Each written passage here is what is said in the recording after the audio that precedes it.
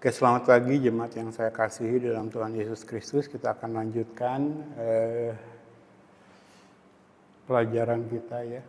Minggu lalu kita sudah selesai membahas ini, struktur pengajaran firman yang sehat dan sistematis. Jadi saya ingin menekankan bahwa kalau kita berbicara pengajaran firman, mungkin banyak gereja yang mengklaim ada pengajaran firman dalam kehidupan bergereja mereka. Tetapi kalau saya tekankan sehat dan sistematis ya, itu yang kita kejar supaya kita bisa memahami doktrin-doktrin dasar yang sudah Tuhan tetapkan ya. Ini harus seperti ini ya. Dan sebenarnya dalam kehidupan sehari-hari ketika kita bersekolah, masuk SD, SMP, SMA dan sebagainya sampai tingkat tertinggi pun dokter-dokter seharusnya tahu ini. Kita tidak bisa memahami satu materi kalau pengajarannya asal, itu loncat-loncat ya. Selalu seperti ini, kodrat manusia dibekali oleh Allah, diciptakan oleh Allah, nalar, pikiran yang sehat untuk mencapai satu pengetahuan harus seperti ini ya. Cuman sayangnya orang Kristen sendiri ketika dalam hal rohani, khususnya belajar Alkitab, tidak mau menerapkan itu ya. Jadi pengajaran firman yang sistematis seperti ini, teologi yang benar selalu saya tekankan bermula dari Allah, berakhir dari Allah ya. Karena sebelum segala sesuatu dijadikan hanya ada Allah, semua diciptakan di dalam Dia ya. Lalu teologi yang benar juga membuat manusia sujud tersungkur ya, menyadari siapa Dia dan siapa Allah Sang Maha Pencipta. Nah, pagi ini sebelum saya masuk ke lanjutan pelajaran kita, sebenarnya kita sudah sampai sini minggu lalu ya. Tapi sebelum kita lanjutkan, saya ingin menyampaikan beberapa catatan terkait perkembangan dunia terakhir ya, karena terakhir kita bertemu yang sekarang terjadi belum terjadi, khususnya di Timur Tengah sana ya, perang antara Israel dan Hamas yang hari-hari ini mulai meluas dengan beberapa pihak melibatkan diri di dalamnya. Nah, murid-murid saya bertanya kaitannya dengan kebenaran firman, apa yang terjadi di Timur Tengah sana. Apakah kita sudah memasuki masa akhir dari akhir zaman ya? Nah, saya sampaikan sebenarnya jemaat bisa mengulang belajar tentang eskatologi yang terakhir kita pelajari ya, yang berfokus kepada kitab Daniel pasal 9 ayat 26, 25, 26, 27 ya. Itu eskatologi yang dikutip oleh Tuhan Yesus sendiri dalam Matius pasal 24. Kita sudah terangkan panjang lebar. Dan saya sudah sampaikan bahwa terkait eskatologi akhir zaman, pandangan mata orang Kristen tentu saja pertama-tama senantiasa fix ya, terarah kepada Tuhan Yesus Kristus dalam segala aspek kehidupan kita. Tapi terkait dengan eskatologi itu pandangan mata kita adalah Yerusalem ya. Yerusalem adalah jam waktunya Allah menuju akhir segala sesuatu. Jadi apa yang terjadi di Timur Tengah, di Israel, khususnya Yerusalem, Bait Allah, itu akan menjadi tanda-tanda yang menuntun kita berjaga-jaga, setia dalam kebenaran, dalam menyambut kedatangannya yang kedua itu ya. Beberapa murid menanyakan kaitan, dan pagi ini saya ingin menyampaikan beberapa ayat khusus dari kitab Wahyu ya. Kita buka dulu kitab Wahyu. Kita konsentrasi di kitab Wahyu. Saya akan ambil beberapa ayat.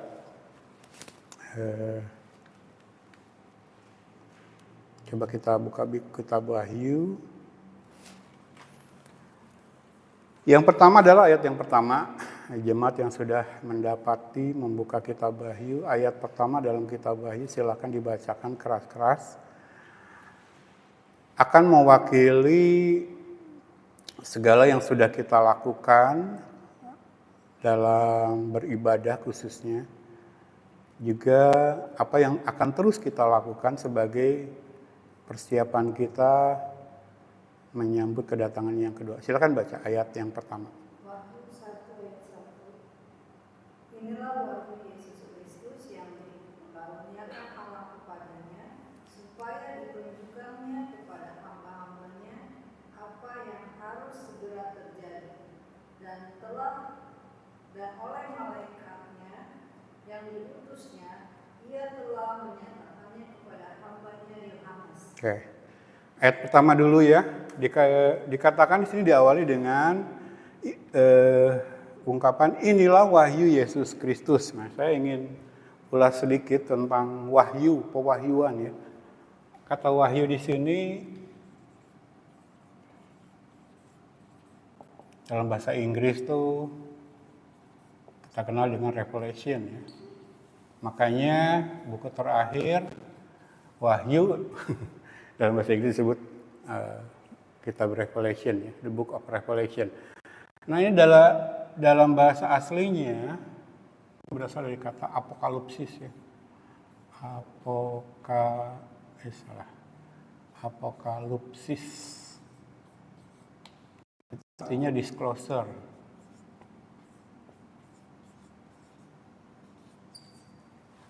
Jadi kata wahyu di sini, pewahyuan itu berasal dari kata apokalipsis yang artinya disclosure atau dibukakan ya, disingkapkan. Ini yang menjadi doa kita selama ini sebelum kita masuk dalam pengajaran firman ya, biar Roh Kudus berkarya menyingkapkan, karena apa yang dimuat dalam kitab ini bagi orang yang tidak percaya ditutup ya.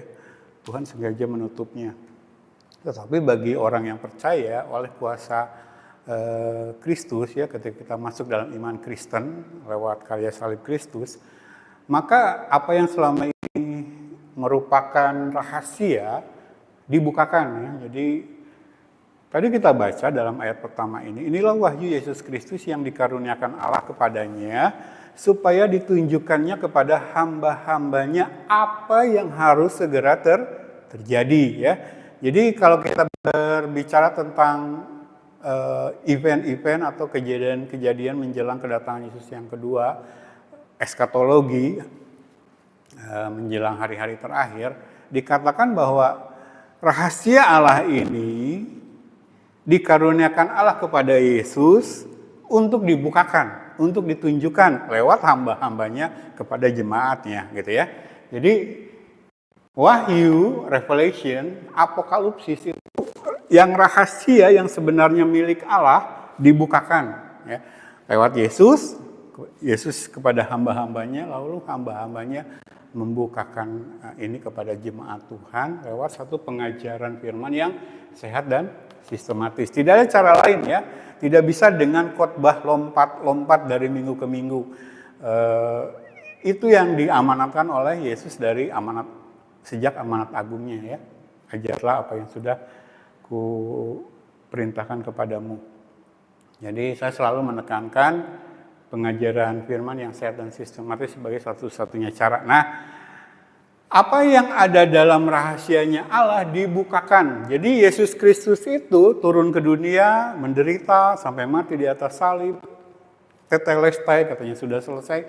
Maka dalam cakupan keselamatan yang diberikan kepada orang yang mau percaya, yang sudah dipilihnya sejak sebelum dunia dijadikan, itu di dalamnya termasuk ini, pembukaan rahasia Allah, termasuk peristiwa-peristiwa yang akan terjadi ya. Jadi kalau kitab Wahyu kan terkenal sebagai kitab nubuatan, kitab yang bercerita tentang akhir zaman, khusus membahas tentang akhir zaman menjelang kesudahan segala sesuatu, menjelang kedatangan Yesus yang kedua.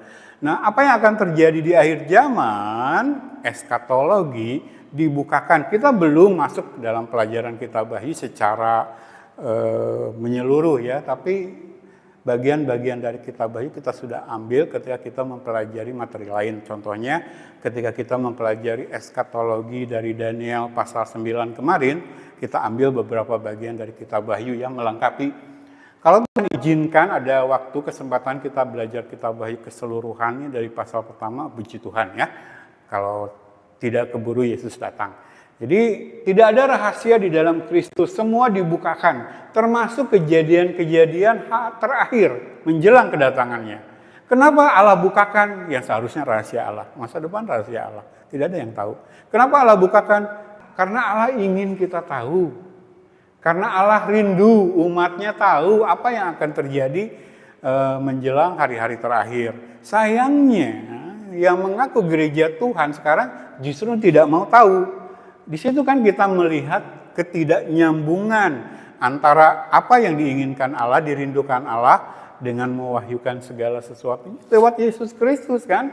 Segala sesuatu rahasia ini dibukakan lewat Yesus Kristus. Dan saya selalu tekankan untuk membuka ini gak main-main. Allah mengorbankan anaknya yang tunggal, Yesus di atas salib gitu. Nah, di satu sisi Allah begitu rindu kita tahu semua, tetapi di satu sisi gereja akhir zaman tidak mau tahu. Makanya semakin kontras sebenarnya kelihatan mungkin kalau zaman dahulu orang berbicara kekristenan dan segala sesuatu yang di luar Kristen yang benar itu samar-samar ya. Membedakannya susah gitu. Tapi menjelang kedatangannya yang kedua, dengan segala perkembangan yang terjadi di dunia, kita akan semakin lihat kekontrasan itu ya. Nah dalam sisi ini seperti ini. Nah dari slide-slide yang lalu kita sudah belajar ya, bahwa mengenai kehidupan orang Kristen berkaitan dengan firman, kita sudah tahu kan, di satu sisi firman itu otoritas tertinggi ya.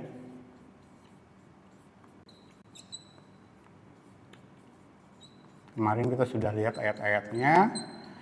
Atau kita lihat terakhir.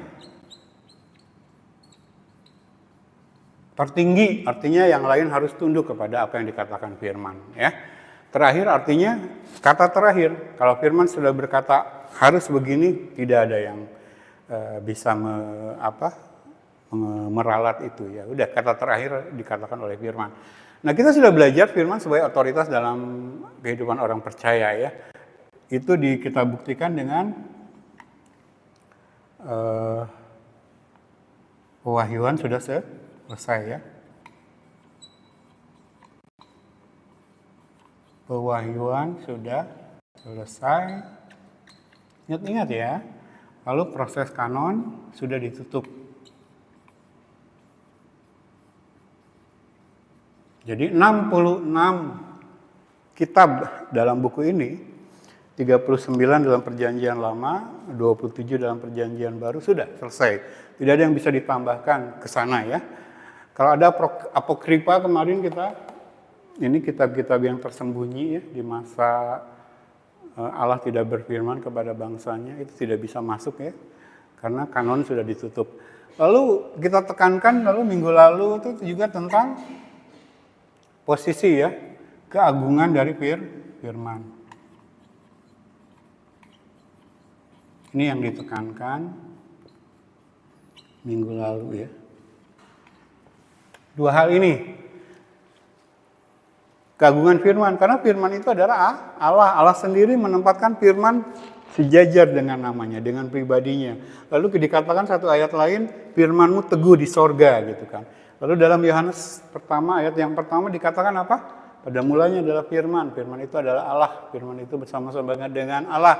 Firman itu adalah Sang Maha Pencipta. Firman itu adalah terang. Firman itu adalah hidup.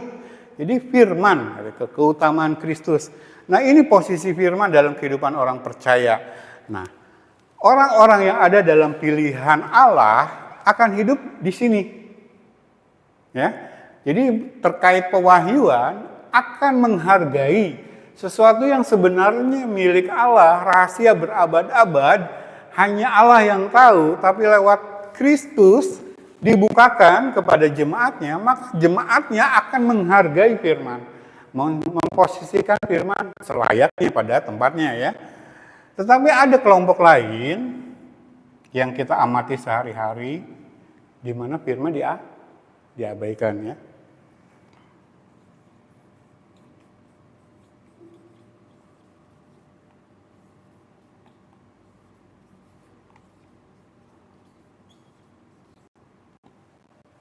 Bahkan nggak cuman mengabaikan firman, akan muncul pengejek ya. Pengejek.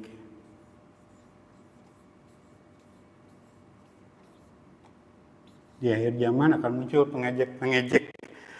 Nah, munculnya pengejek-pengejek ini dikaitkan dengan apa yang terjadi di Timur Tengah sana.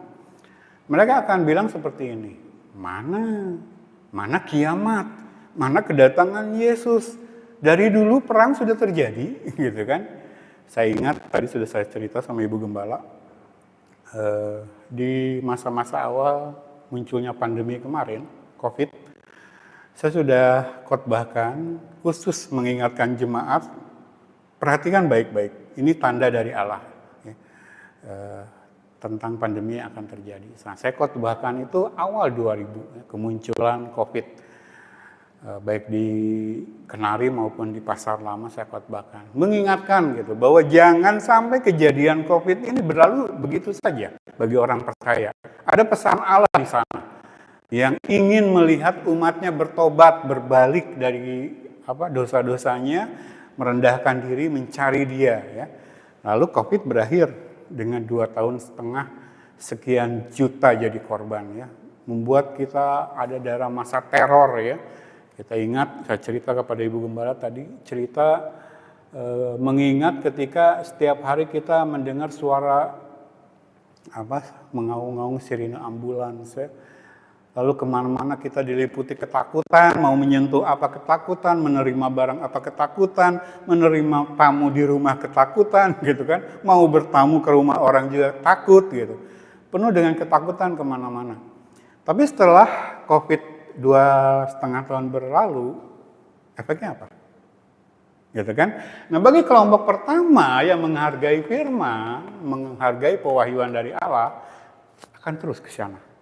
Tetapi bagi kelompok yang kedua, kita lihat tidak ada efek dalam kerohaniannya. Ya. Jadi walaupun sudah dihajar berapa orang sampai meninggal, mungkin di sini mereka acuh-acuh saja ya. Mereka abai terhadap firman. Karena firman tidak memiliki tempat yang khusus, tempat yang agung dalam kehidupan mereka. Gitu ya. Jadi apa yang dilakukan Allah dengan mengagungkan firman tidak bagi mereka. Bahkan mungkin mereka mengatakan, 2,5 tahun kami selamat, gitu kan, melewati COVID-19, tidak terjadi apa-apa, dan Yesus juga nggak datang, kiamat juga belum terjadi. Nah, ketika menjawab murid-murid saya yang bertanya tentang hal kejadian perang Israel-Hamas sekarang, mungkin kelompok kedua ini akan berkata seperti itu juga. Bagi mereka tidak ada efek. Apalagi beda dengan COVID yang langsung menyerang kita semua bersama-sama. Kalau perang ini kan terjadi jauh di sana, gitu kan, di Timur Tengah. Nah, mereka akan terus mengejek ya. Mereka akan mengejek dengan cara apa? Ya, firman tetap diabaikan, hidup dalam kekristenan yang asik buat mereka, gitu kan. Tapi tidak seperti ini, gitu kan. Tidak mengejar pengenalan akan Tuhan, tidak menetapkan otoritas firman di atas segala sesuatu dalam kehidupannya. Ini kelompok 2 ya. Nah, istimewanya apa sih kekristenan? Ketika rahasia berabad-abad dibukakan. Jadi wahyu ini adalah yang rahasia dibukakan. Nah, kebalikan dari wahyu, kasih tahu jemaat, itu misteri ya kalau dalam kehidupan sehari-hari. Ini sebelum Tuhan wahyukan, sebelum Tuhan bukakan, ini adalah misteri.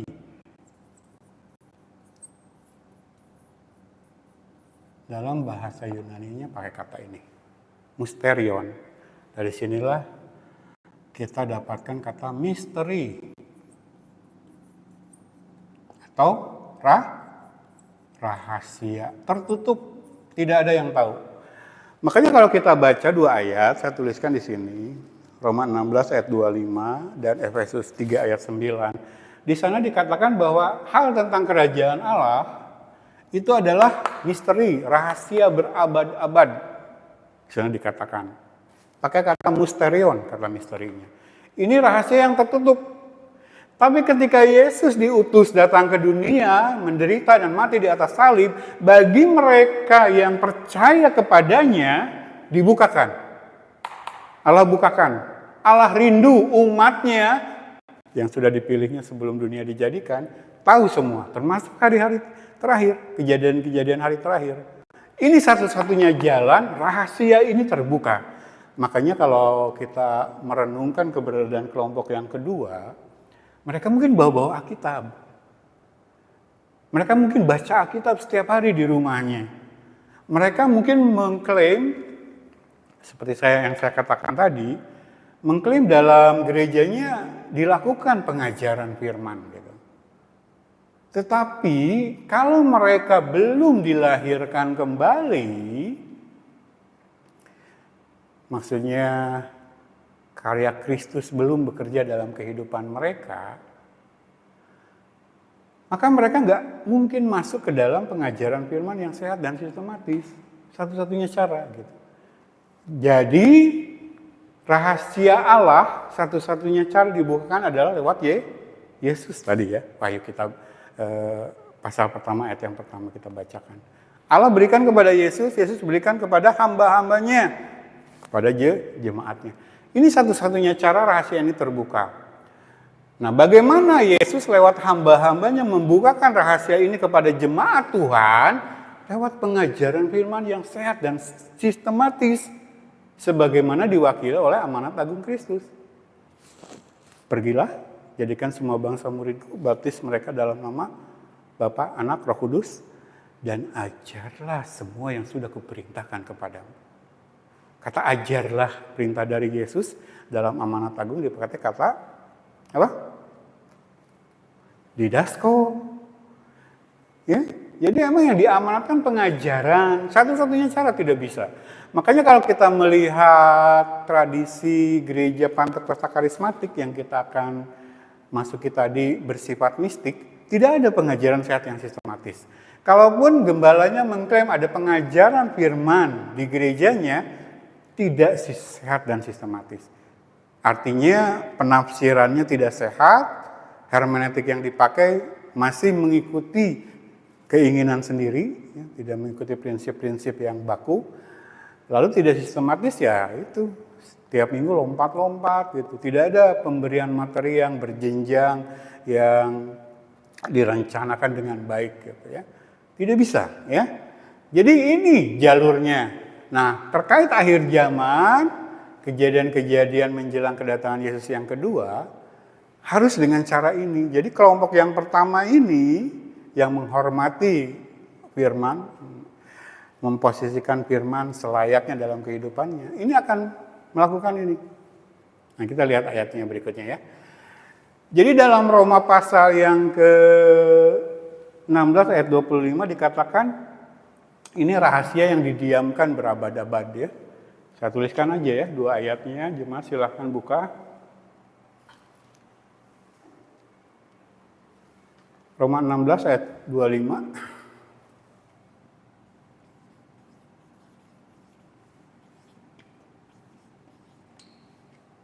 Ya. Lalu dalam Efesus 3 ayat 9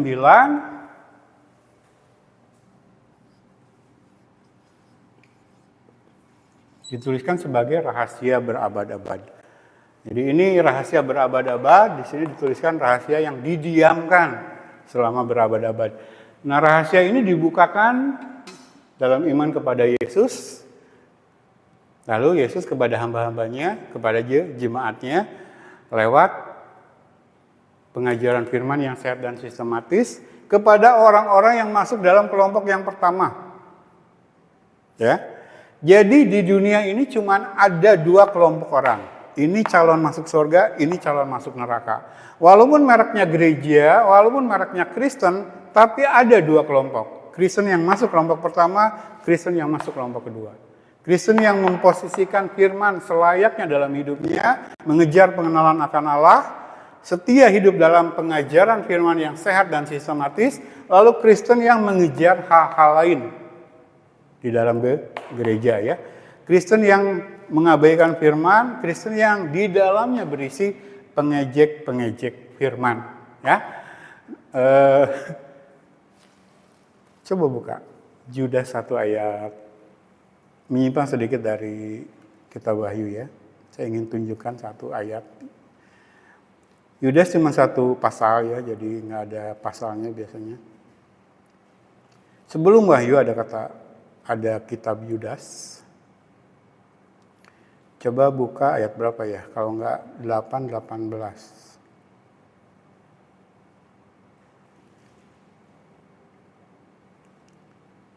18 kayaknya. Nah, ya 18.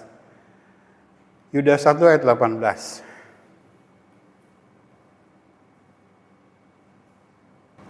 Yuda 1 ayat 18, sebab mereka telah mengatakan kepada kamu, menjelang akhir zaman akan tampil pengejek-pengejek yang akan hidup menurut hawa nafsu, kefasikan mereka. Ya. Menjelang akhir zaman akan tampil pengejek-pengejek yang akan hidup menuruti hawa nafsu kefasikan mereka. Jadi mereka katakan, mana COVID sudah berlalu, masker sudah boleh dilepas, kami sudah bebas kemana-mana, mana Tuhan kok nggak datang juga, gitu ya. Jadi mereka akan mengejek pengkhotbah yang mencoba mengingatkan mereka akan hal-hal rohani ketika pandemi terjadi ya. Nah, sama saya bilang, ketika menyaksikan perang di Timur Tengah sana, kelompok kedua ini akan mengejek, akan menganggap remeh itu.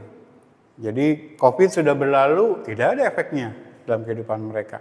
Nah, perang ini pun kita berdoa, kita tidak tahu apakah perang ini akan benar-benar menjadi perang terakhir. Kan tidak ada satu manusia pun yang tahu. Tetapi kita berdoa dengan penuh kerinduan. Datanglah Tuhan Yesus. Kita berdoa sebagaimana Yohanes berdoa dalam kitab Wahyu. Amin, datanglah Tuhan Yesus ya. Tapi katakanlah belum ya. Belum, dengan perang ini belum terjadi juga akhir zaman kedatangan Yesus.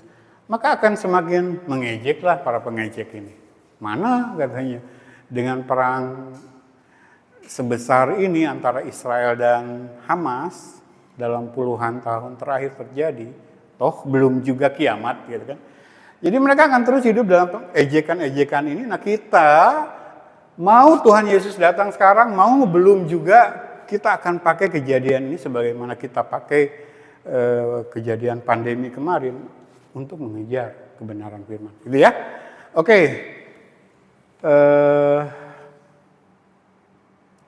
Coba buka sekarang ayat, lompat ya ke ayat yang ke pasal yang terakhir, Wahyu 22 ayat 18-19. Coba kita selesaikan sebelum masuk ke materi kita. Pasal terakhir ayat 18 dan 19. Wahyu 22 ayat 18, aku bersaksi kepada setiap orang yang mendengar perkataan-perkataan nubuatan dari kitab ini, jika seorang menambahkan sesuatu kepada perkataan-perkataan ini, maka Allah akan menambahkan kepadanya malapetaka-malapetaka yang tertulis di dalam kitab ini.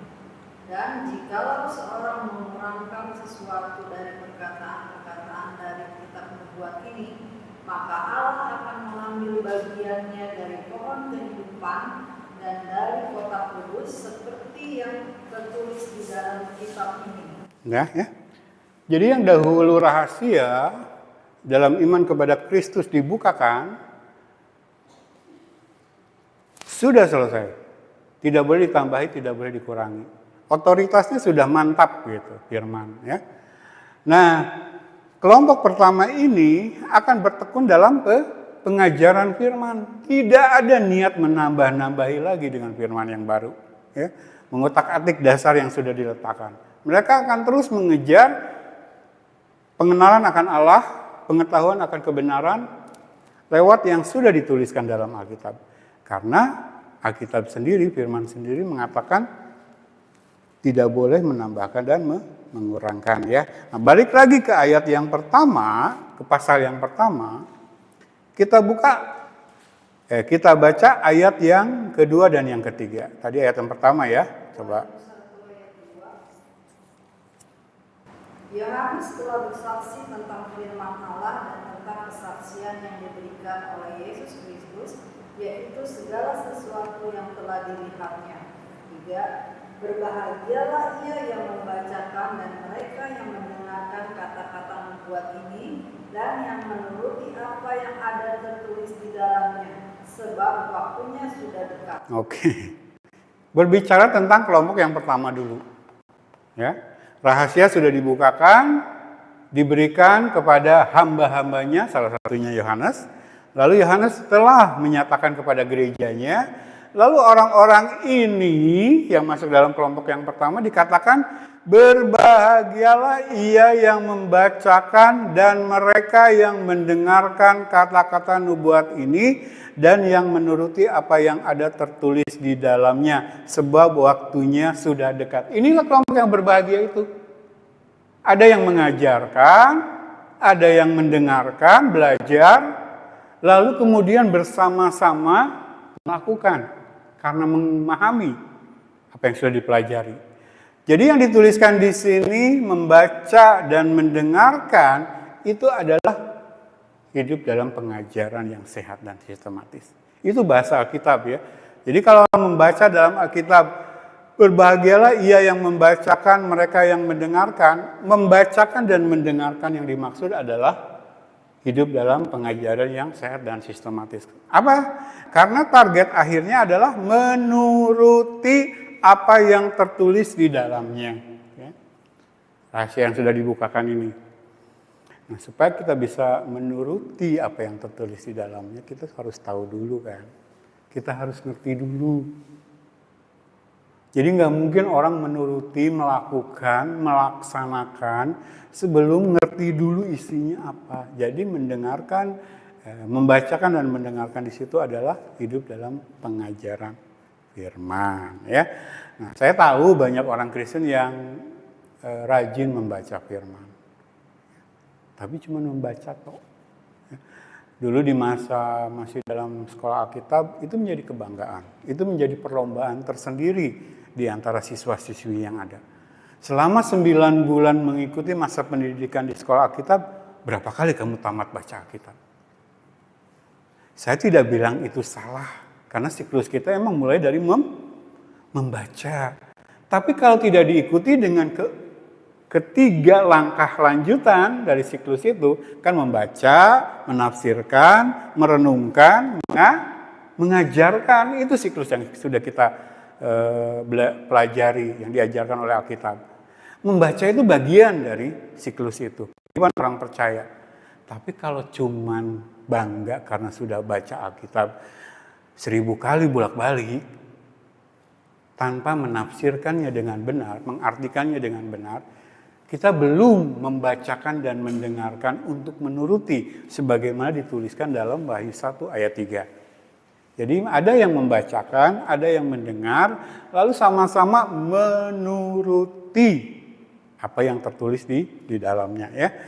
Jadi yang berbahagia ini yang mengindahkan firman. Nah, ini kan ditekankan dalam Yakobus 1 ayat 25 kan. Barang siapa yang meneliti hukum-hukum yang sempurna, hukum yang memerdekakan, itulah yang berbahagia. Kemudian melakukannya. Ini ada prosesnya gitu. Nah, orang-orang yang dalam kehidupan sehari-hari firman-Nya saja diabaikan, terus bagaimana bisa menuruti? Ya? Sedangkan firman-Nya sendiri nggak ngerti, yang tertulis di dalamnya tidak mengerti. Oke, jadi itu ya. Menegaskan lagi ada kelompok yang pertama ya, orang-orang yang berbahagia, yang membacakan, yang mendengarkan kata-kata nubuat dalam kitab, kemudian menuruti apa yang tertulis di dalamnya. Dengan peringatan di kalimat terakhir, sebab waktunya sudah dekat ya. Nah, sekarang ke Wahyu 22 lagi. Bolak-balik ya antara pasal pertama dan pasal terakhir. Nah, ada peringatan karena waktunya sudah dekat. Kita sudah ada di waktu-waktu terakhir. Kita adalah generasi terakhir. Nah, coba baca ayat 11 sampai 14.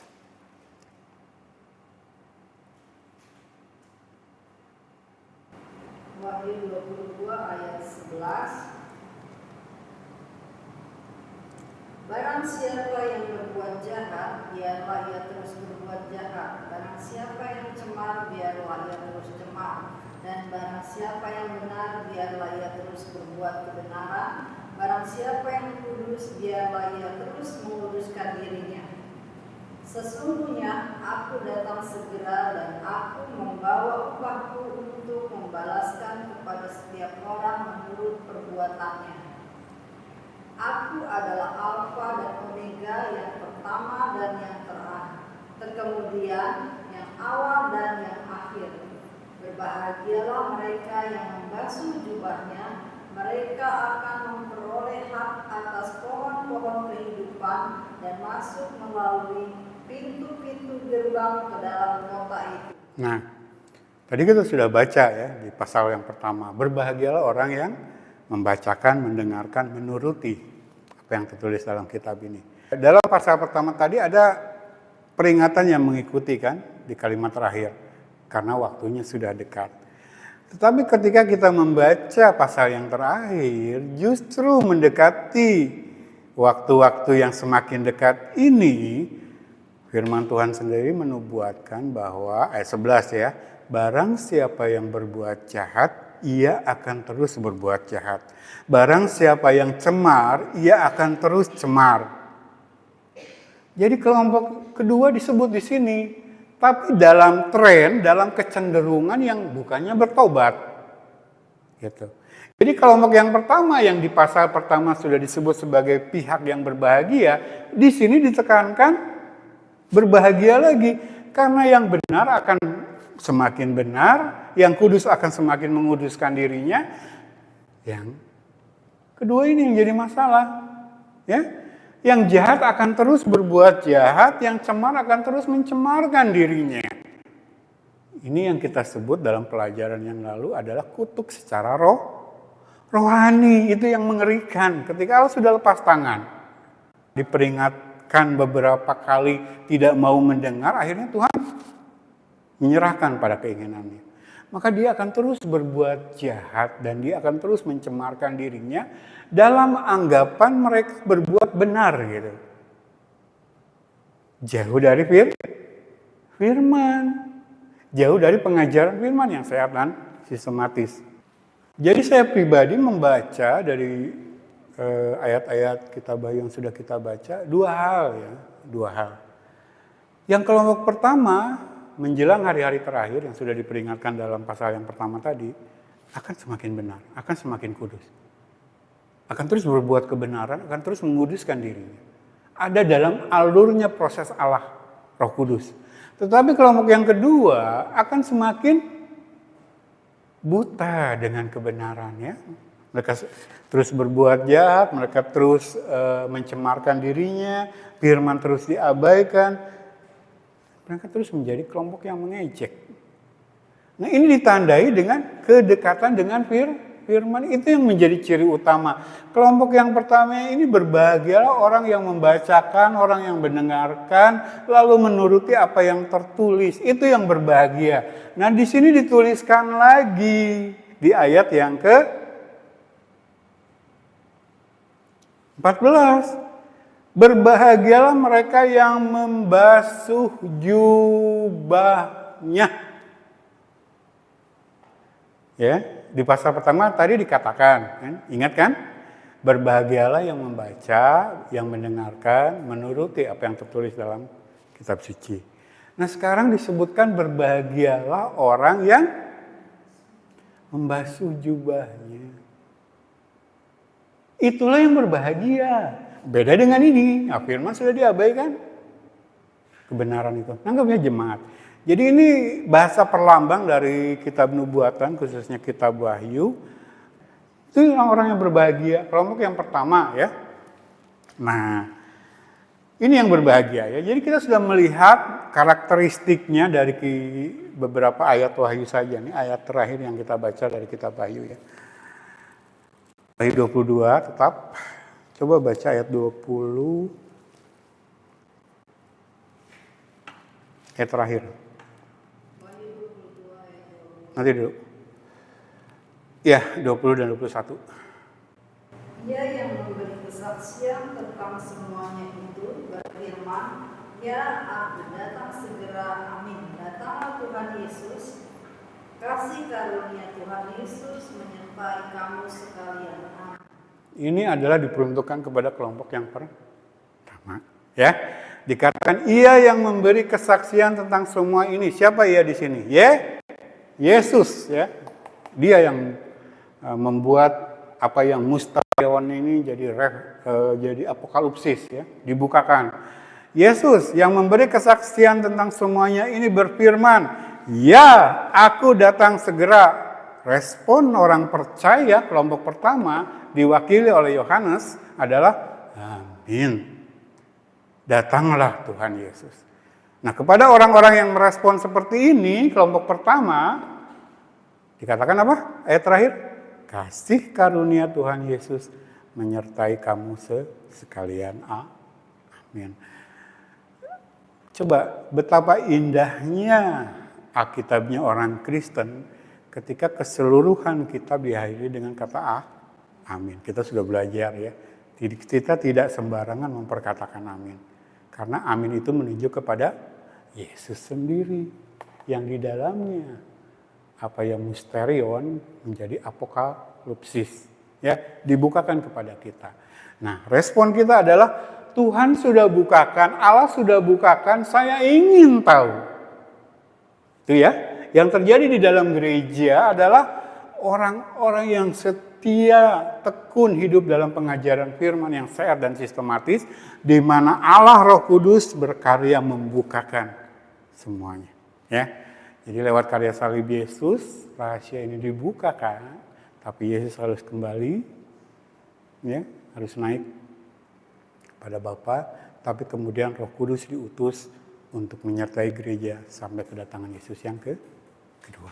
Yesus berkata, "Ya, aku datang segera." Ini dituliskan 2000 tahun yang lalu lebih kurang oleh Rasul Yohanes.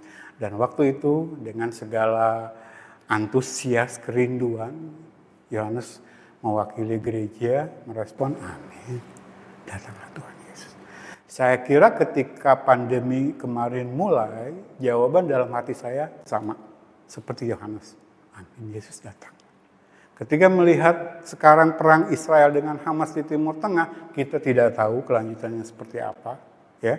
Tetapi jawaban dalam hati saya mewakili orang-orang dalam kelompok pertama, jemaat yang ada di sini, saya yakin respon kita adalah amin. Datanglah Tuhan Yesus. Maka dikatakan kasih karunia-Nya menyertai kita sekalian, ya. Jadi ini yang ingin saya sampaikan terkait apa yang terjadi di Timur Tengah. Jadi apapun yang terjadi, kita mengamati. Saya sendiri membuka kembali kitab Yehezkiel, ya, belajar lagi ketika perang ini terjadi. Lalu saya share dengan beberapa murid saya apa yang dituliskan oleh kitab Yehezkiel. Yehezkiel itu dituliskan lebih kurang abad ke-6 sebelum Masehi. Dan dengan begitu presisi menubuatkan kejadian sekarang 2023, ya. Jadi 2000 ditambah 600 jadi 2600 tahun yang lalu kurang lebih Allah sudah membukakan rahasia kejadian hari ini, sudah dibukakan 2600 tahun yang lalu. Nah, kita waktu belajar kitab Daniel sudah terkagum-kagum kan apa yang terjadi. Ya, sudah kita alami di abad ke-20 ini, ternyata sudah dituliskan di masa Daniel. Nah, kita sekarang menyaksikan bahwa apa yang terjadi hari-hari ini sudah dinubuatkan dalam kitab Yehezkiel di abad ke-6 sebelum Masehi. Nah, ketika perang ini pecah, saya buka-buka kembali kitab Yehezkiel, ada catatan-catatan. Dan saya rindu sharing ini dengan jemaat, ya. Nanti kalau ada waktu, Tuhan masih kasih waktu, kita akan coba masuk. Tetapi saya tidak mau seperti apa yang terjadi di YouTube atau apa yang dialami oleh banyak orang Kristen, ini ya kelompok kedua. Biasanya heboh. Pas ada perang heboh. Wah, cari pelajaran eskatologi yang membahas tentang perang Timur Tengah. Tapi cuma segitu aja. Firman cuma diperlakukan seperti, ya itu seru-seruan aja gitu. Saya tidak mau seperti itu. Jadi walaupun Kalau jemaat buka YouTube saja, sudah ramai pembahasan tentang kedatangan Yesus yang kedua kali, lalu akhir zaman, kiamat, karena terjadi perang. Kita sudah membahasnya kemarin. Ya, waktu kita membahas eskatologi, khususnya Daniel pasal yang ke-9. Coba jemaat buka-buka lagi ya, khususnya terkait terjadinya perang ini. Ulang lagi, karena petanya tidak akan keluar dari peta yang sudah kita pelajari ya. Tapi detailnya memang ada di kitab Yeskiel. Nanti ada Magog, Persia ya, yang akan terlibat dalam perang terakhir ini. Saya sudah buka-buka lagi, nanti kalau ada waktu kita belajar. Tapi sekali lagi, percuma belajar eskatologi kalau kita ada di kelompok yang kedua. Cuma seru-seruan aja gitu. Karena sekarang lagi menarik materi itu, lalu kita kejar. Enggak ya. Kita tetap ada di kelompok pertama ya. Hidup setia dalam pengajaran firman. Karena kita ingin firman yang ditulis ini mengubahkan hidup kita. Ya, kita tetap dalam pengudusan, mempersiapkan kita menyambut. Kalau katakanlah perang ini benar, perang terakhir, ujungnya adalah rapture, lalu kedatangan Yesus yang kedua, kita siap. Ya. Tetapi kalau kita cuma seru-seruan, ada di kelompok kedua, buat apa gitu ya. Oke, itu ya. Nah, kita akan lanjutkan. Masih ada waktu, ya masih ada setengah jam. Nah, ini sudah selesai ya, kita bahas kemarin. Sekali lagi, teologi yang benar membuat manusia jatuh tersungkur. Nah, sebenarnya mengapa saya berani mengatakan bahwa teologi Pantekosta karismatik itu salah? Karena saya sudah mendeteksi ini di dalam, sudah lama gitu. Ya, saya kan orang Pantekosta, hidup dalam teologi Pantekosta karismatik. Tetapi dari sisi praktikal gitu, tidak seperti ini. Saya terlalu banyak melihat orang-orang congkak, sombong. Padahal setelah belajar, setelah saya mengerti teologi lebih mendalam, teologi yang benar itu membuat manusia tersungkur, sadar siapa dirinya, siapa Allah gitu. Menghargai yang namanya kekudusan Allah dengan sedemikian tidak bisa diganggu-gugat. Kalau harus mati, saya mati mendingan daripada melanggar kekudusan Allah. Tetapi kalau saya lihat dalam prakteknya, khususnya Pantekosta karismatik, itu kekudusan Allah itu sudah jadi mainan. Karena ini kan, kelompok kedua ini. Makanya saya berani mengatakan bahwa teologi Pantekosta karismatik itu salah, sesat, karena tidak membuat manusia rendah hati, rendah diri di hadapan Tuhan. Yang saya lihat adalah orang-orang congkak gitu, dengan keberhasilan mereka. Walaupun mereka mengatakan, oh semua karena Tuhan, itu bohong. Di tangan Pantekosta karismatik, kata-kata itu menjadi kata-kata kosong. Karena pada prakteknya mereka bangga dengan itu. Mereka membanggakan dan menyombongkan diri dengan itu. Dengan segala yang diperoleh, yang sebenarnya memang kenyataannya milik Tuhan semua gitu. Ya, ini kan kalau teologinya salah itu manusia jadi congkak gitu kan, dengan kekayaannya, dengan kepintarannya, dengan kesuksesan pelayanannya itu. Padahal kalau teologinya benar, ini seperti Yohanes, tugas saya itu mulia. Kenapa mulia? Karena yang seharusnya rahasia di tangan Allah lewat Yesus Kristus dibukakan. Dan saya termasuk orang yang dipercaya membukakan itu kepada jemaat. Itulah kebanggaan hamba Tuhan yang benar. Bukan gereja besar, jemaat banyak, mobilnya bagus, kekayaan yang melimpah. Itu tidak akan membuat mereka menjadi congkak. Teologi yang benar itu membuat manusia tersungkur di hadapan Allah. Tapi kalau kita amati, cermati teologinya Pantekosta karismatik, enggak. Yang saya lihat adalah orang-orang yang egonya melambung gitu. Nah, memang mereka baik. Saya selalu katakan, kalau berbicara kebaikan dalam hubungan sosial sesama manusia, mereka baik. Tetapi bagaimana dalam kaitan dengan Allah, dengan firman?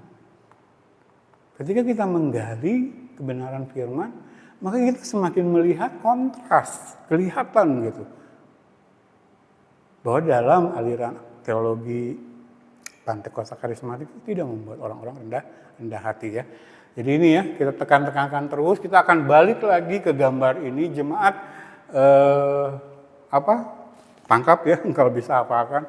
Lalu ayat-ayat pokok yang menjadi pegangan kita jangan dilupakan ya. Ini ya yang terkait dengan apa yang kita bicarakan. Apa ayatnya? Saya tulis lagi di sini ya. 2 Timotius 3 ayat 16 ya tambah 17. Lalu 2 Petrus 1 ayat 20 dan 21. Lalu Kisah Para Rasul 20 ayat 27. Jadi ini kalau kita berbicara pengajaran firman yang sehat dan sistematis, banyak ayatnya kita mau masukkan termasuk amanat agung Yesus ya, Matius pasal 28 yang terakhir. Tapi di perjanjian baru ayat ini deh. 2 Timotius 3 ayat 16, 17. Segala tulisan yang diilhamkan Allah berguna untuk apa? Mengajar, menyatakan kesalahan, memperbaiki kelakuan, mendidik dalam kebenaran ya. Memperlengkapi orang-orang kudus untuk perbuatan baik.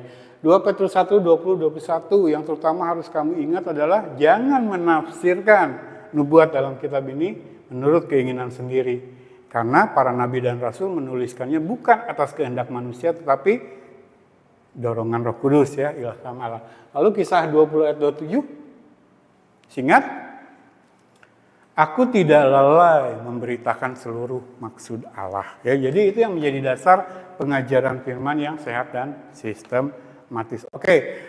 Slide berikutnya sudah kita baca minggu lalu ya. Ini yang saya tuliskan di sini keagungan firman ya.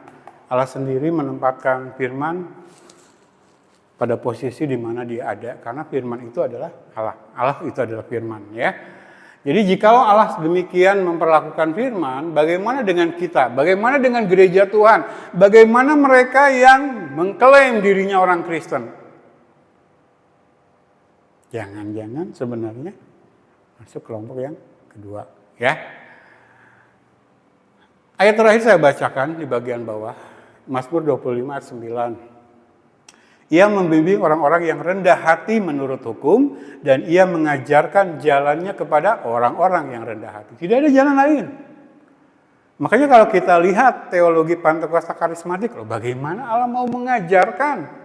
Makanya mereka membawa Alkitab kemana-mana, menginstal aplikasi Alkitab dalam tablet mereka, baca ke sana kemari, bolak-balik, kuliah sampai doktornya 2-3. Tuhan tidak mau mengajarkan kalau tidak mau memiliki kerendahan hati.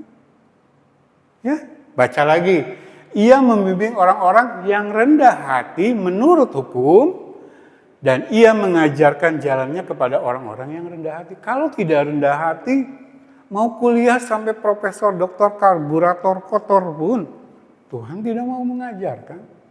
Makanya saya sudah katakan minggu lalu, mereka hanya akan jadi orang-orang yang tahu tentang Allah, tapi tidak tahu Allah.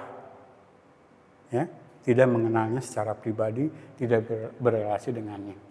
Loncat ke ayat 14, Mazmur 25 ini, Tuhan bergaul karib dengan orang yang takut akan Dia dan perjanjiannya diberitahukan kepada mereka. Dalam bahasa Inggris, Alkitab bahasa Inggris, rahasianya diberitahukannya kepada mereka. Ini kelompok yang pertama yang memiliki takut akan Tuhan.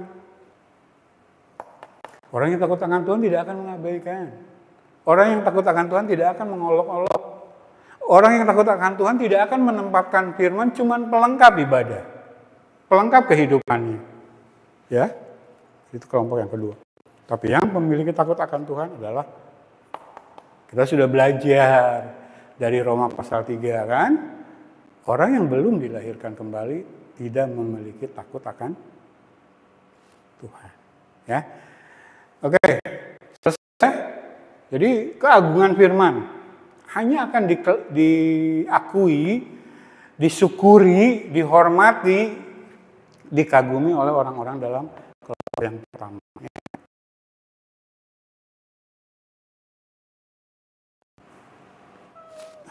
Terkait akhir zaman, kita sudah lihat perangnya di Timur Tengah sana. Firman adalah alat uji kita akan segala sesuatu di masa penyesaran besar-besaran. Sekali lagi, Kalau saya tanya kepada jemaat, dari semua tanda-tanda menjelang akhir dunia ini, menjelang kedatangan Yesus yang kedua, Yesus menyebutkan banyak tanda-tanda di Matius 24. Tetapi semua tanda itu Yesus sebutkan satu kali. Bangsa melawan bangsa, kelaparan, bencana alam. Semua Tuhan sebutkan satu kali. Tetapi ada hal yang Tuhan Yesus sebutkan sampai 3 kali. Apa itu? Penyesatan. Ini akan menjadi tanda utama kedatangan Yesus sudah dekat. Jadi kalau kita baca perjanjian baru, itu musuh terutama kita adalah penyesatan. Lawan kita, musuh kita bukan darah dan daging, tapi penguasa-penguasa di udara yang senjatanya, panah apinya adalah penyesatan, tipu muslihat iblis. Efesus pasal 6 katakan. Itulah lawan kita. Makanya sepanjang perjanjian baru kan penyesatan. Nah, kalau kita sudah terseret mistisisme, jauh dari firman, keluar dari kelompok yang pertama, ini membuka pintu kepada masuknya berbagai penyesatan. Nanti kita lihat ya, bahayanya mistisisme. Feminisme, materialisme, hedonisme. Wah, berbagai isme-isme masuk ke dalam gereja. Karena kuncinya mistisisme menjauhkan orang Kristen dari firman. Mengabaikan firman, mengejek firman. Mereka mencari versi kekristenan yang nyaman buat mereka. Bisa membenarkan bikin lomba nasi tumpeng di gereja. Gitu. Saya kasihan kepada gembala yang punya gereja, yang memberi gerejanya dipakai untuk kegiatan itu.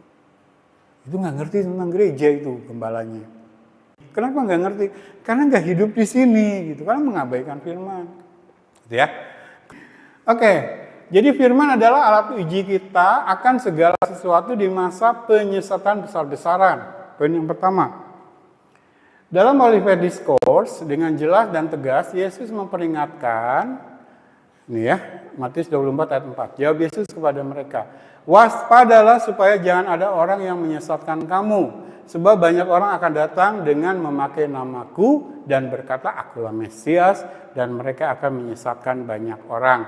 Sebab Mesias-Mesias palsu dan nabi-nabi palsu akan muncul dan mereka akan mengadakan tanda-tanda yang dahsyat dan mujizat-mujizat sehingga sekiranya mungkin mereka akan menyesatkan orang-orang pilihan juga. Langit dan bumi akan berlalu tetapi perkataanku tidak akan berlalu.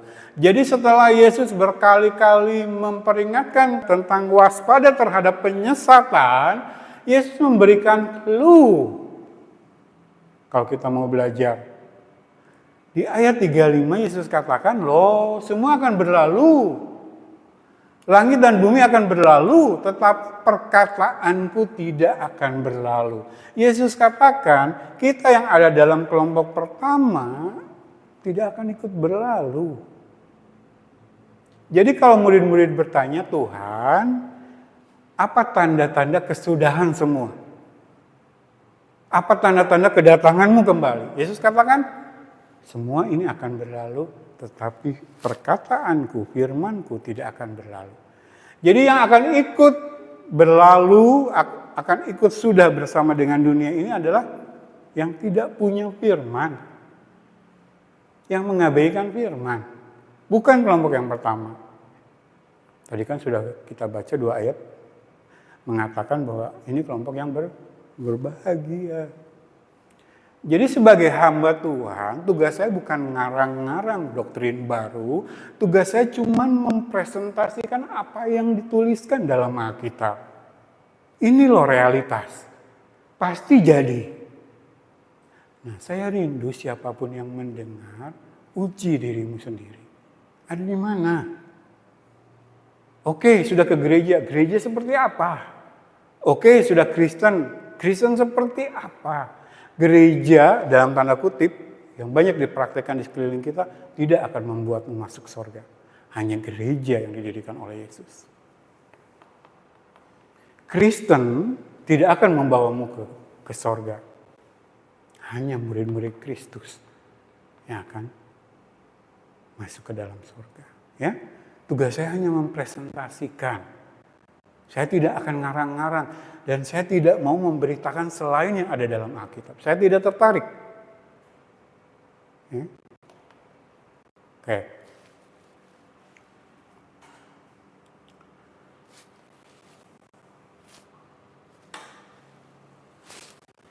20 menit lagi.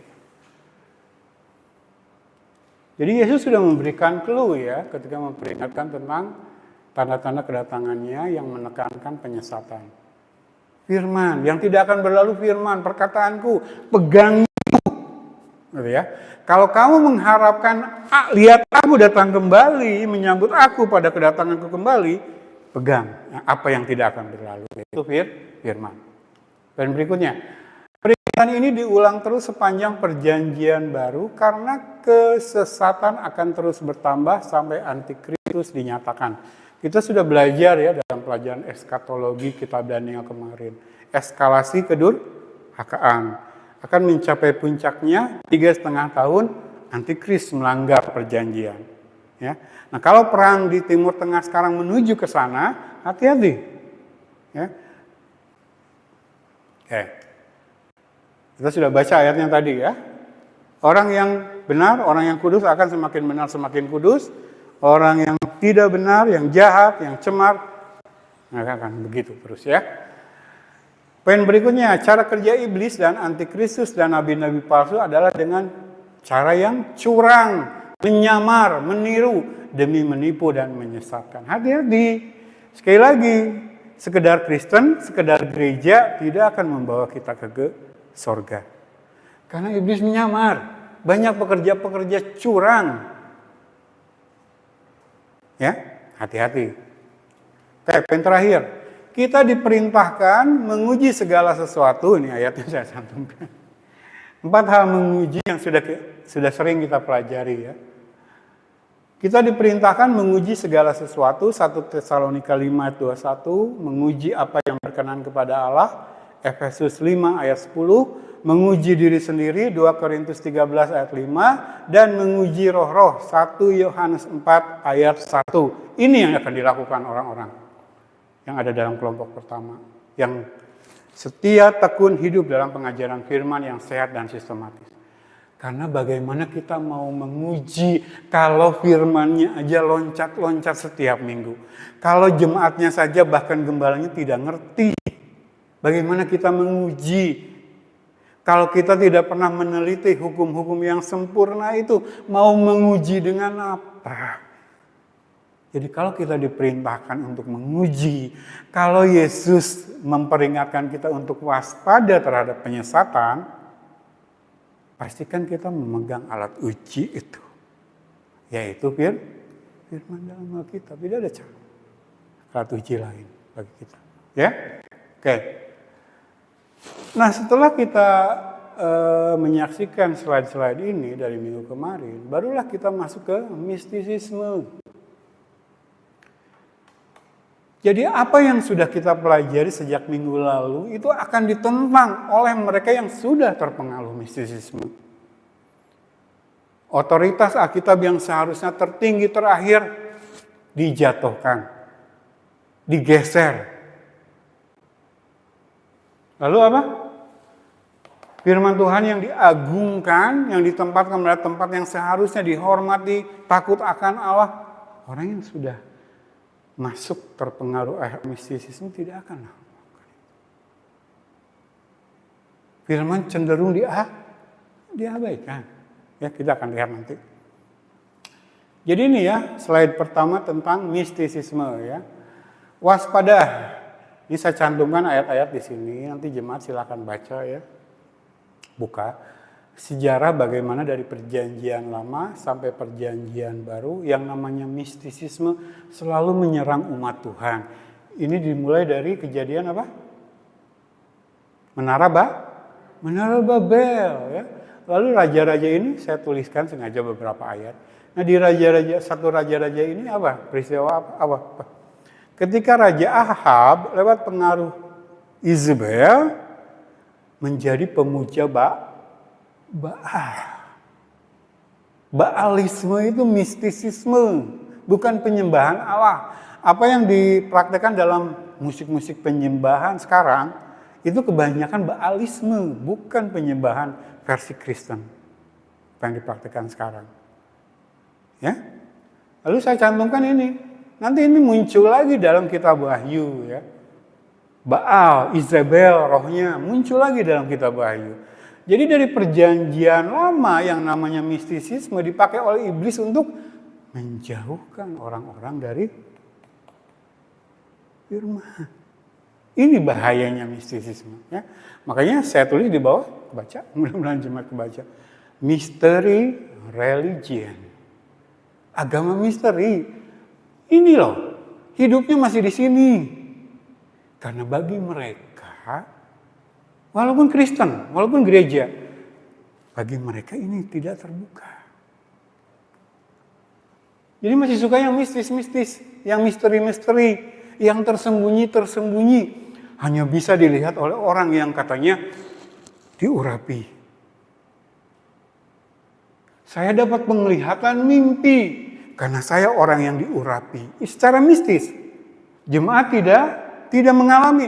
Oleh karenanya dengar saya. Apa yang dia ucapkan, apa yang dia sampaikan bukan isi kitab suci. Tapi apa yang dia alami dalam penglihatan dia, mimpinya dia. Jadi bukan hal yang sudah Allah bukakan yang disampaikan kepada jemaat, tapi dia balik lagi bermain di sini. Yang ini diabaikan, kelompok kedua ya. Dia justru main-main di sini. Pantekosta kedua, Pantekosta ketiga. Saya mendapat penglihatan, apalagi sekarang ya.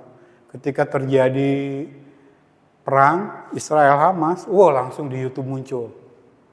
PS-PS dan pendeta-pendeta aneh. Saya mendapat penglihatan. Nah kalau Kristennya masuk di sini, itu yang dikejar itu gitu. Yang di sini enggak. Seperti John MacArthur bilang ya, kita yang sudah di sini nyantai aja lah. Kita sudah ada dalam pengajaran firman, pengagungan firman gitu. Mereka masih mencari. Ya. Jadi misteri religion di dalam gereja. Dulu pertama saya posting gambarin di Facebook, masih aktif di Facebook dulu berapa puluh tahun yang lampau. Kayak gini gereja sekarang. Settingannya gereja, gedungnya gereja, tapi yang di dalamnya itu tersembunyi semua. Dibawa kepada permainan-permainan tersembunyi, misteri. Ya. Menjauhkan mereka dari pengajaran firman yang sehat dan sistematis. Ini slide pembuka saja. Waktunya masih ada ya, 15 menit lagi.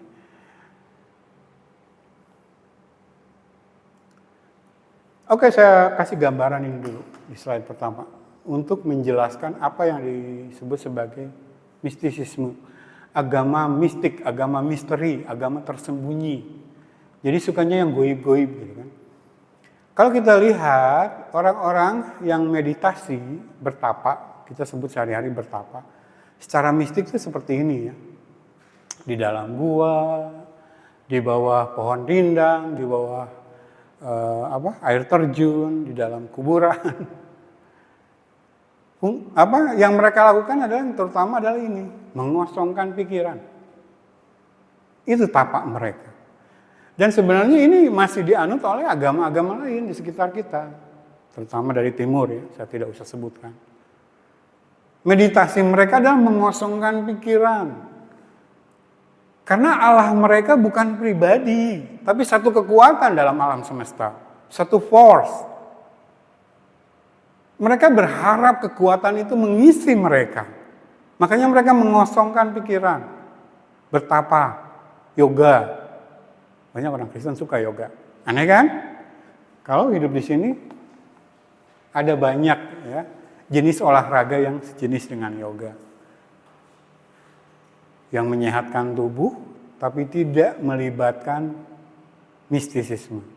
Kenapa orang Kristen harus yoga?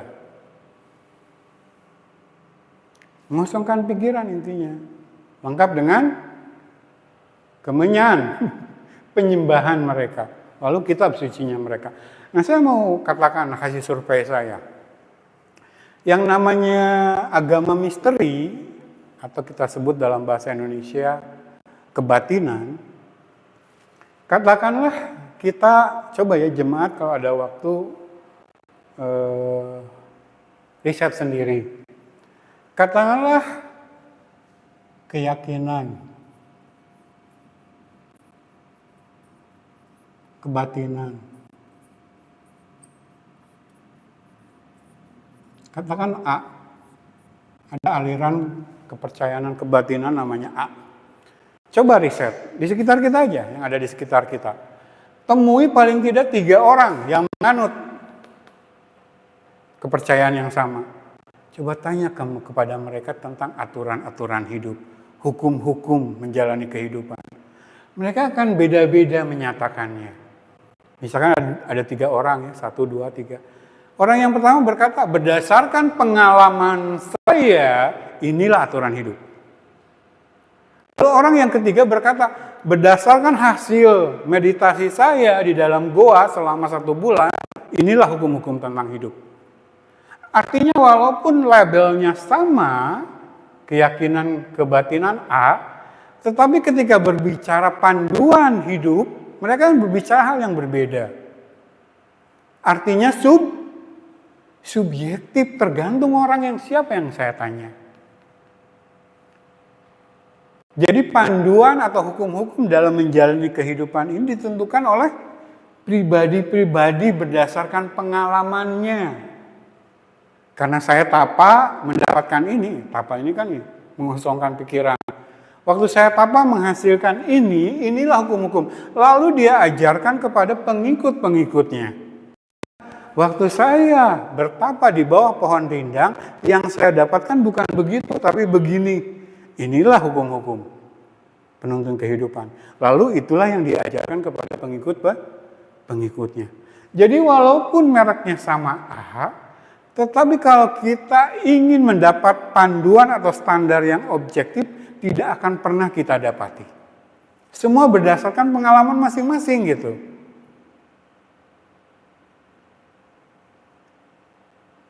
Itulah bahayanya mistisisme.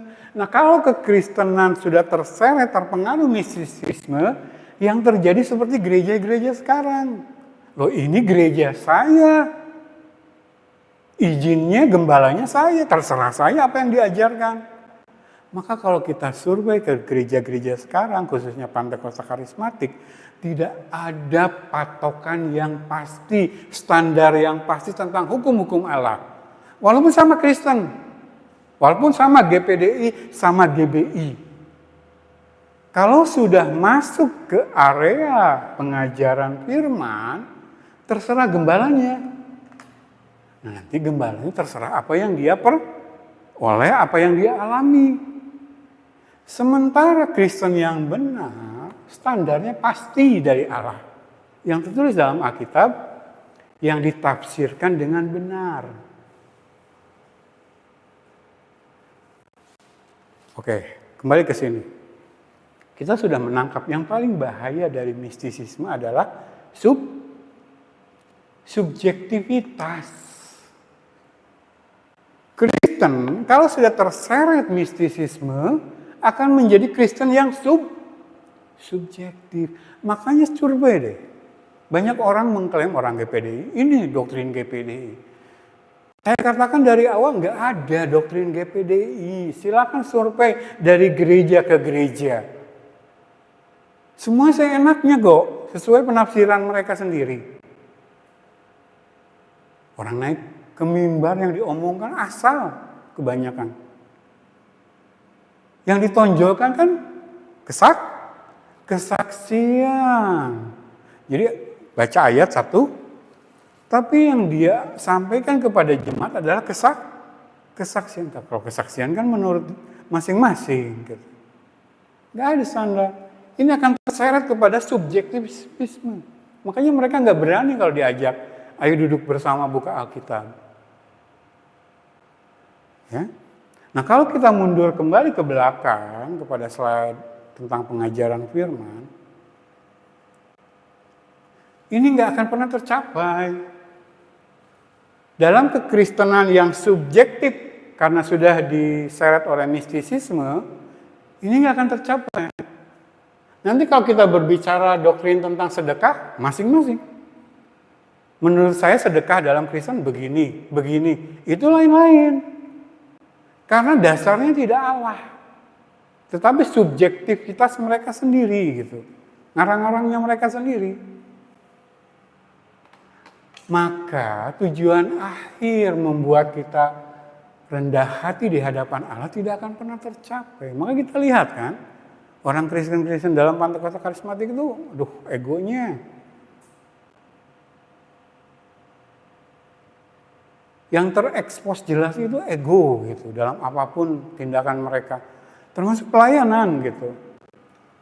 Nggak mungkin sampai ke sini. Kalau subjektif, mistik ya. Kembali ke slide tadi. Oke, sampai sini dulu ya, membuka mistisisme minggu ini. Jadi yang paling bahaya dari mistisisme adalah subjektivitas. Menjadi hak masing-masing untuk menjelaskan hal-hal yang terkait alam roh. Gitu kan? Pengalaman saya begini, itulah yang diajarkan kepada jemaat. Kalau seorang pendeta sudah berkata di awal, tadi malam saya mimpi ketemu Yesus. Lalu Yesus berkata seperti ini. Ketika dia posisinya gembala, maka itulah yang akan diajarkan kepada jemaat-jemaatnya. Beda dengan Yohanes. Saya hanya ingin menyampaikan apa yang diwahyukan oleh Yesus Kristus. Itu kebanggaan. Petrus begitu. Paulus juga begitu. Murid-murid Yesus semua begitu. Sebagai hamba Tuhan, kebanggaan kami cuma satu. Menyampaikan Injil yang benar, walau taruhannya leher. Tapi gereja zaman sekarang, kelompok kedua, yang sudah diseret oleh mistik. Jadi yang ini fokus kepada apa yang sudah dituliskan dalam Alkitab. Menjaga betul-betul, tidak sampai ditambahi, dikurangi. Meletakkannya dalam posisi tertinggi, di mana Allah ada. Tapi yang ini sibuk mencari pewahyuan baru.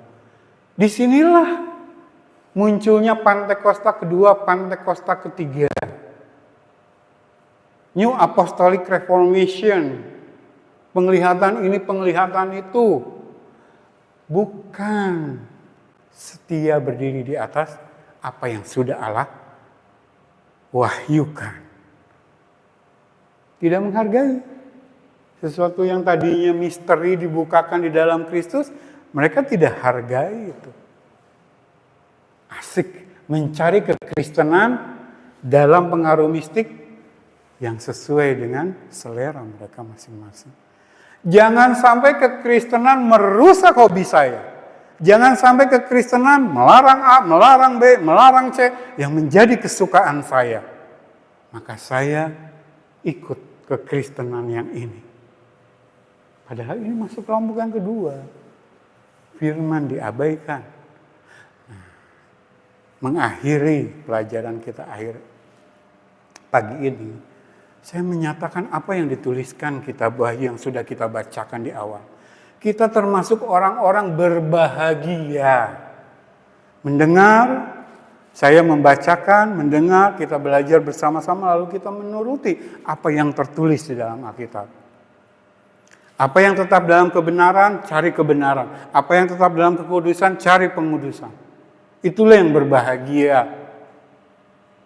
Yang merespon ucapan Yesus, aku akan datang segera. Amin Tuhan, amin Tuhan, amin Tuhan. Datanglah segera. Kita-kita yang disertai oleh kasih karunia Allah. Amin. Jemaat, kita yang masuk dalam kelompok yang pertama.